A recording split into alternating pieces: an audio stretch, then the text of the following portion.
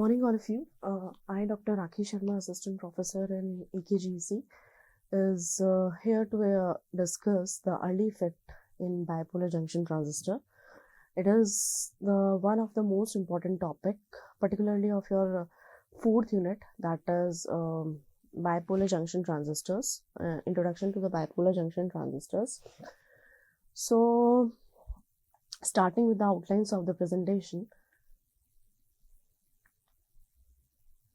First of all, in this lecture, I will cover the basic difference between FET and BJT.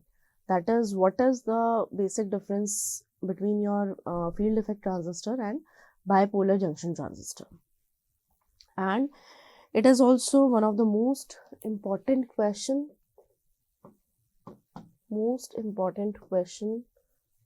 from the exam point of view.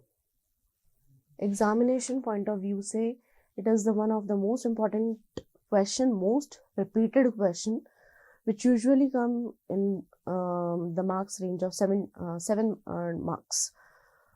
So starting with the difference, bipolar junction transistor uses the injection of minority carriers across a forward bias junction. The junction field effect transistor depends on the control of a junction depletion width under the reverse bias. FET is majority carrier device and it is often called unipolar device.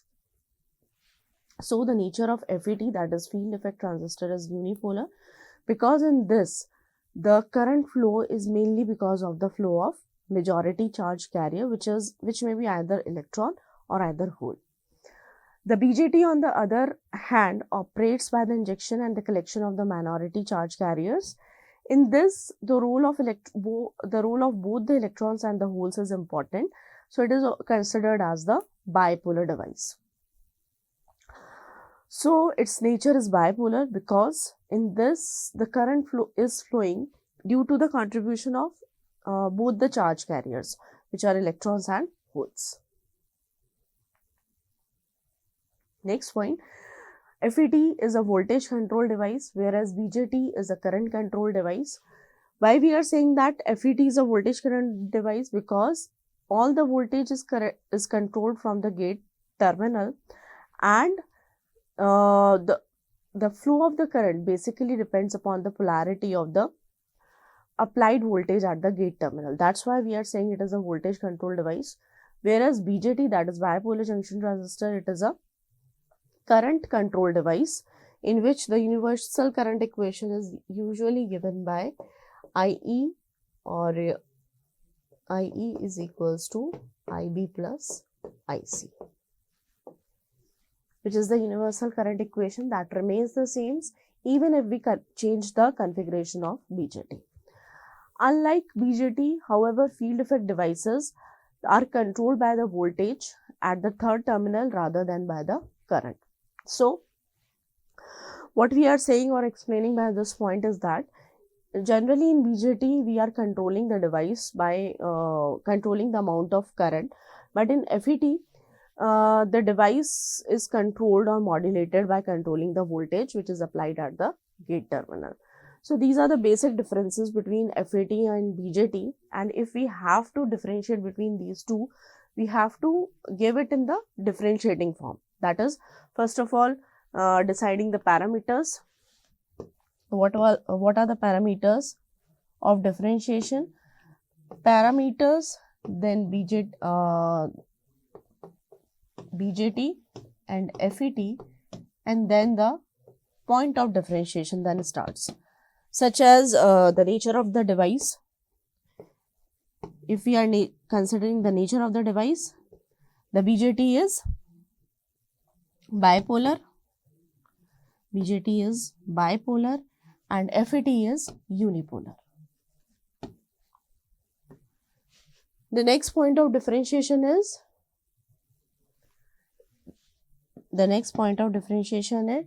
whether it is a current control device or it is a voltage control device. So the controlling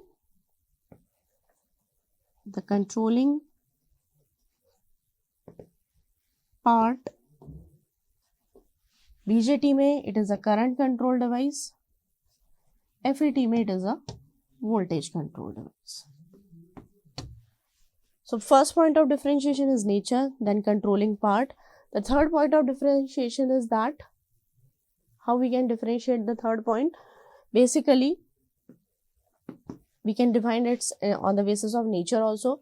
Both are active devices, BJT and FAT. Next, its applications, where we use BJT and where we use your FAT. The third point of differentiation is application. The fourth point we can define in terms of construction, and in the fifth point we can differentiate on the basis of working. The sixth point may be the characteristics. So if this question comes under the 7 marks, then we have to at least give the 7 points of differentiation similarly in this manner. And always we define or give the answer if it is questionable in the differentiating form, then we have to differentiate it considering the 6 or the 7 points which I have depicted. First of all, describing the nature, then the controlling action, or you can say that the controlling part. The third point may be its construction. The fourth point will be the working. The fifth one are the applications, are the characteristics, in which we can further divide it into input and the output characteristics, and finally the applications. So it is one of the most important question, and that has to be remembered for the final UT examination. So starting with the basic introduction of BJT. BJT, it is a before covering the early effect, because this lecture is dedicated to early effect in BJT. So I would like to give a little bit glimpse of or little bit introduction of BJT, so that after that I will cover the this early effect. So BJT, this is a 3-terminal device. They can be used in many applications ranging from signal amplification to the design of digital logic and memory circuits. The basic principle involved in the use of the voltage between the two terminals is to control the current flowing in the third terminal. And also in the extreme, the control signal can be used to cause the current in the third terminal to change from 0 to large value, thus allowing the device to act as a switch. Because earlier also we have seen that the major applications of BJT, in which we are describing the application of BJT in terms of it is working as a switch or it is working as a amplifier. So this is the simplified structure of BJT. What we are observing or seeing in this basic in the simplified structure is that basically it has 3 terminals. 3 terminals are particularly your first one is emitter, then your base, and finally your collector. So we are saying that BJT is a 3-terminal device in which the 3 terminals are emitter, base, and collector. Next, it has basically 2 junctions. One of them is emitter base junction and the second is your collector base junction. So these are the 2 junctions in case of BJT.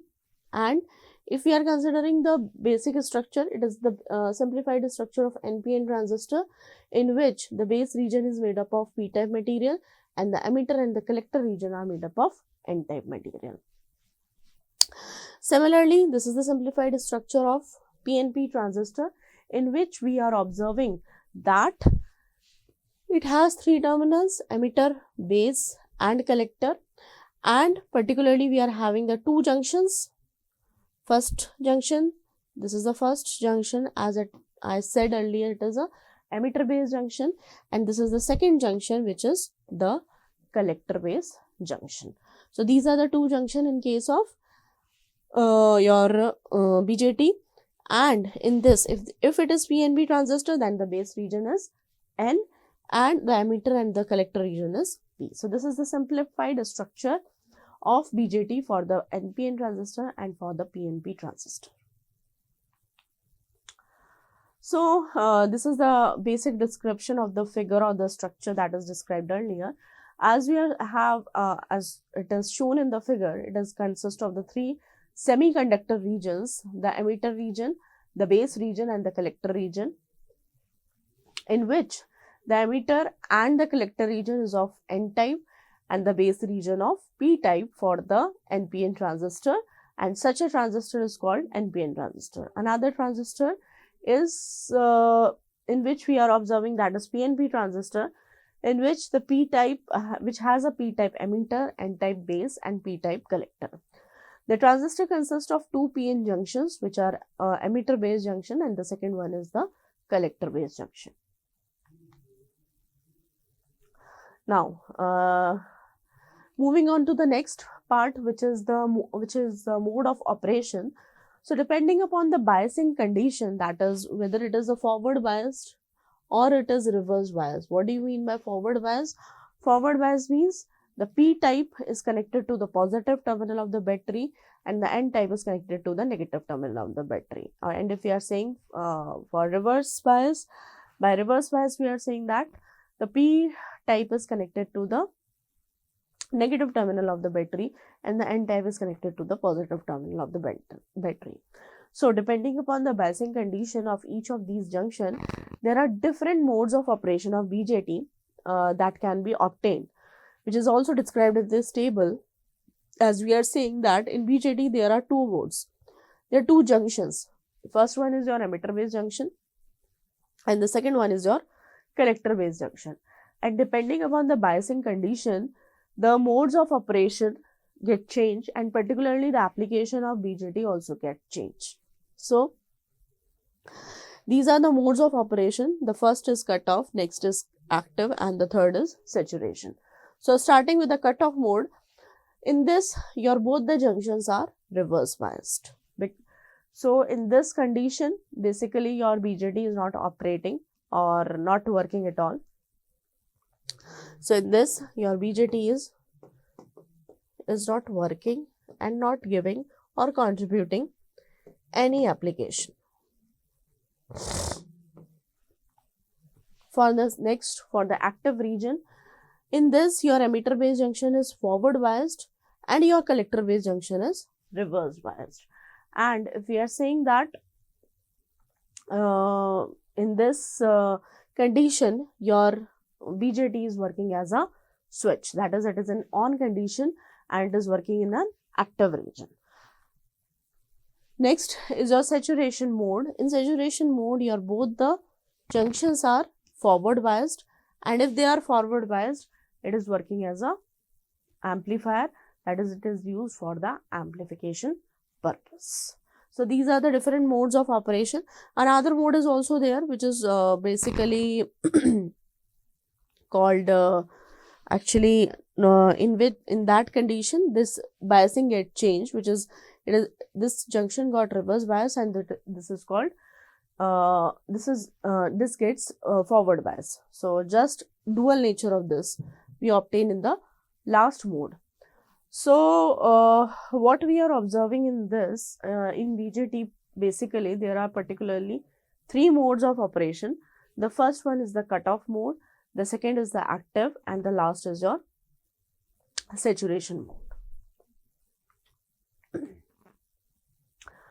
The active mode is the one used if the transistor is operating as an amplifier. So, what we are saying in active mode, it is acting as working as an amplifier. For the switching applications, it is utilizing both the cutoff mode and your saturation mode. For if it is working as a switch, then it may operate in either in the cutoff mode or either in the saturation mode. As the name implies, in the cutoff mode, no current flows, so both the junctions are reverse biased. As the charge carriers of both the polarities, that is electrons and the holes, participate in the current conduction process, so it is called a bipolar device, because we are saying that your BJT it is a bipolar device, because in this the current is flowing mainly due to the contribution or the flow of both the charge carriers, which are either electrons or holes.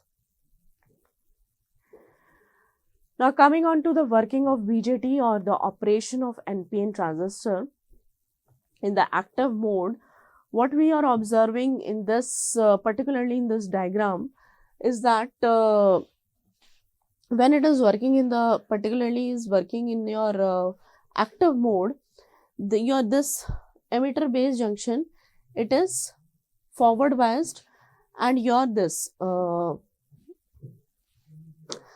is your collector base junction, which is reverse biased. So depending on this biasing condition, we are saying that your NPN transistor is working in an active mode condition. What we are observing in this, whenever particularly if the voltage is applied, the current is flowing through the emitter terminal. Similarly, the output current is obtained in the form of IC. The current flow in an NPN transistor depending upon the biasing condition. In this, what we are saying, that your BJT is operating in an active mode. So if this biasing is applied, the current starts to flow in the BJT, and in this condition, particularly your device, your BJT is working as an amplifier and giving the application to amplify the signal. So the current flow in the NPN transistor operating in the active mode, the forward bias on the emitter base junction will cause the flow of the current across this junction. The current will consist of the two components, that is the electrons injected from the emitter to the base and the holes injected from the base to the emitter. हम क्या observe कर रहे हैं, as in this slide also, जो electrons होंगे, the electrons from the n side will diffuse towards your p side and your holes will diffuse towards the n side. It is highly desirable that to have the first component, that is electrons from the emitter to base, to be much larger than that of the second component, that is of holes from base to emitter. So the contribution have that would be more, which are of the electrons as compared to the holes. So this can be accomplished by fabricating the device with a heavily doped emitter and lightly doped base. That is, the device is designed to have the high density of electrons in the emitter and the low density of holes in the base. So whenever we design the BJT, it is kept in mind that your emitter is heavily doped and your base is particularly lightly doped. The current that flows across the emitter base junction will constitute the current that we are depicting or designating as IE. Let's now focus our attention on the first current component, namely that carried by the electrons injected from the emitter into the base. These electrons will be the minority charge carriers in the p-type base region because their concentration will be highest at the emitter side. The injected electrons will diffuse through the base region towards the collector, and in this journey across the base, some of the electrons will combine with the holes, which are the majority charge carriers in the base. However, since the base is usually very thin and lightly doped, as mentioned earlier, the portion of the electrons that are lost through this recombination process will be quite small. This is all about the working part, that is how the current is flowing in BJT, particularly in an active mode. Collector current. Most of the diffusing electrons will reach the boundary of the collector base depletion region. The successful electrons will swept across the collector base junction and depletion region to the collector, and this will constitute a current that we are saying as a collector current and designated as IC. The collector current is carried by the electrons that reach the collector region. This is the basic equation of current equation. As we read or studied earlier also, the diode equation, simply it is a diode equation. Its direction will be, its direction means the direction of collector current will be opposite to the flow of electrons and thus into the collector terminal. So the collector current can be defined by this equation. This is nothing, this is a basic diode equation. and we are defining this IC in terms of this equation. So what is this? IC is your collector current, IS is the called the saturation current, and it is a transistor parameter which is mainly because due to the contribution or the flow of the minority charge carriers. This is your VBE, that is the voltage across your base and emitter terminal, and VT is your threshold voltage. VT is the required threshold voltage. An important observation to make here is that IC is basically independent of VCB. So IC in this case is depending upon your VBE, that is your input voltage, not on VCB. As long as the collector is positive with respect to the base, the electrons that reach the collector side of the base region will be swept into the collector and will be registered as the collector's current, which we are saying at it as the IC, or defining by this equation 1, that is the mathematical expression of, or deriving the mathematical expression of collector current IC. Now, what is base current? The base current is basically composed of the two components. The first component is due to the holes injected from the base region into the emitter region. The second component of the base is due to the holes that have to be supplied by the external circuit in order to replace the holes that are lost from the base due to the recombination process. So the total base current that can be expressed as a fraction of the collector current is particularly given by this equation, which is IB is equals to IC upon beta, which is beta is the current amplification factor in case of, particularly for your common base configuration. So this is the relationship between the IB and IC, and ultimately putting the value of IC from the earlier previous equation, that is your first equation, we will get the value of IB in terms of your VB, that is base to emitter voltage. So this is the expression of IB, which we are saying that it is considered as second equation. So this is the mathematical expression for IB, that is base current. The parameter beta is called the common emitter current gain, that is your current gain that we get in case of your common emitter configuration.